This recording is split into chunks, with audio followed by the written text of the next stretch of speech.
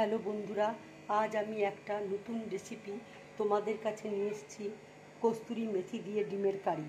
কস্তুরি মেথি দিয়ে ডিমের কারি করতে আমার কী কী লাগছে তোমাদেরকে দেখিয়ে দিচ্ছি।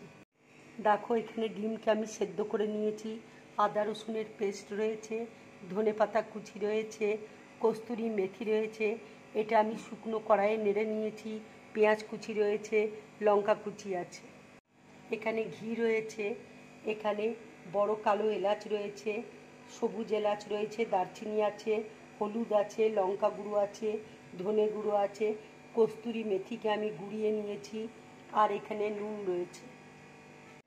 এবার দেখো, একটা টুথপিক দিয়ে ডিমটাকে আমি ছোটো ছোটো ফুটো করে নিচ্ছি, তাতে নুন হলুদ মশলা খুব ভালোভাবে ডিমের ভিতরে ঢুকবে।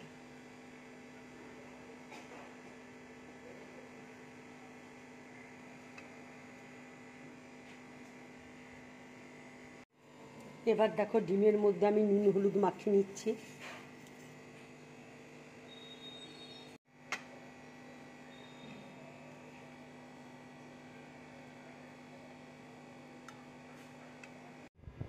কড়াইয়ে দেখো তেল দিয়েছি, তেল গরম হয়ে গেছে। এবার ডিমগুলো আমি তেলের মধ্যে ছেড়ে দিচ্ছি।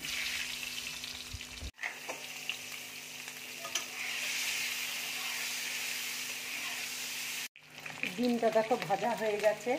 এবার আমি একটা বোলের মধ্যে উঠিয়ে নিচ্ছি।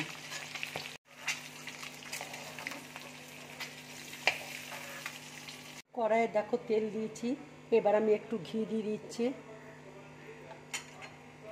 দেখো ঘিটা মেল্ট হয়ে গেছে, এবার আমি তেজপাতা দিচ্ছি। এবার দেখো পেঁয়াজটা আমি দিয়ে দিচ্ছি।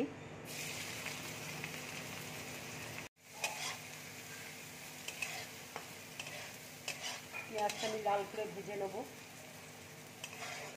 এবার দেখো আমি বড় এলাচ, ছোট এলাচ, দারচিনি সব তেলের মধ্যে দিয়ে দিচ্ছি।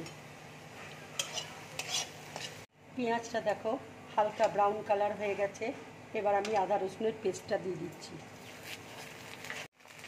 এবার আমি ধনে গুঁড়ো দিয়ে দিচ্ছি, লঙ্কা গুঁড়ো দিয়ে দিচ্ছি, হলুদ গুঁড়ো দিয়ে দিচ্ছি,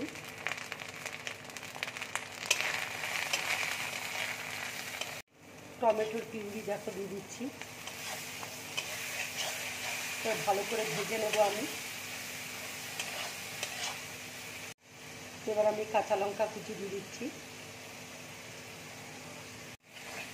কাশ্মীরি লঙ্কার গুঁড়োটা দিয়ে দিচ্ছি, রঙটা তাতে ভালো হবে।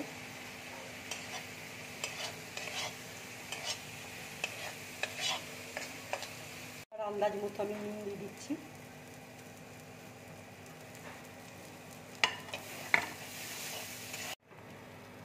অল্প করে দেখো জল দিয়ে দিচ্ছি।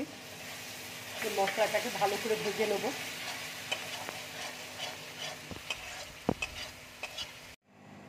দেখো ডিমগুলোকে এবার আমি দুভাগ করে কেটে নিচ্ছি, তাহলে মশলা খুব ভালোভাবে ঢুকবে।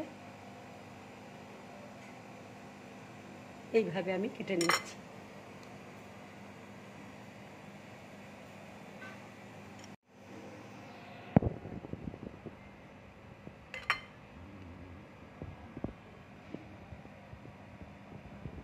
এইভাবে তোমরা কাটবে। এবার দেখো কস্তুরি মেথিটা আমি দিয়ে দিচ্ছি। মশলাটা দেখো ভাজা হয়ে গেছে, এবার আমি জল দিয়ে দিচ্ছি।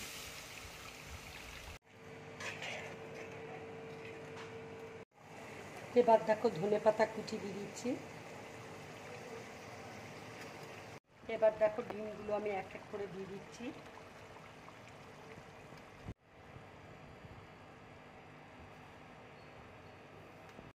কিছু ডিম দেখো আমি প্লেটের মধ্যে রেখে দিয়েছি, আমি উপরে দিয়ে দেবো প্লেটের উপরে।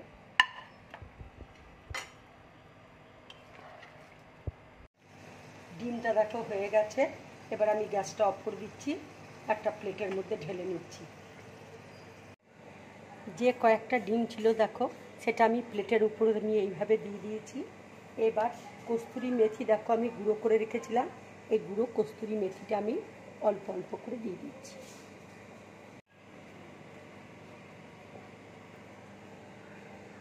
ঠিক আছে বন্ধুরা, তোমরা এইভাবে কস্তুরি মেথি দিয়ে ডিমের কারি বানাবে। তোমরা গরম ভাতের সাথে খাবে কিংবা রুটি পরোটার সাথে, লুচির সাথে খাবে, খুব ভালো লাগবে।